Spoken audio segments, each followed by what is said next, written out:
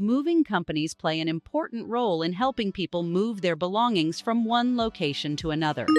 If you're thinking of starting a moving company, you will need to obtain the necessary licenses and permits to operate legally. Before we go over the exact licensing and permits for your business, please like, subscribe, and hit the notification bell so you can keep up with crucial trucking information. According to the American Moving and Storage Association, the U.S. moving industry generated an estimated $18.7 billion in revenue in 2020.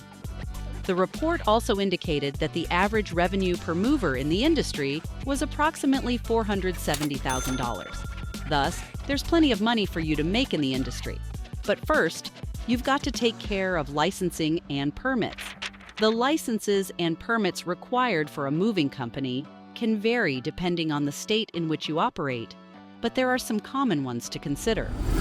First, you'll need to register your business and obtain a business license.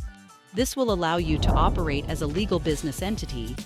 You may also need to obtain a motor carrier number that's overseen by the Federal Motor Carrier Safety Administration, aka the FMCSA, if you plan to transport goods across state lines. Our association is standing by to provide you with a motor carrier right now. In some states, you may also need to obtain a household goods mover's license, which is a state-specific license that allows you to transport household goods. Additionally, you must obtain liability insurance to protect your business and your customers' belongings in case of damage or loss. Finally, you will need to comply with all local and state regulations related to moving, including obtaining any necessary permits and following regulations involving weight limits, hours of operation, and other safety requirements. Starting a moving company can be a complicated and stressful process, but obtaining the necessary licenses and permits is a crucial step in ensuring your business operates legally and successfully. If you need assistance starting a moving company or taking care of licensing, the third-party experts at Moving Authority Association are standing by to help you out. Please visit movingauthority.com or give our association a phone call at 702-333-2430.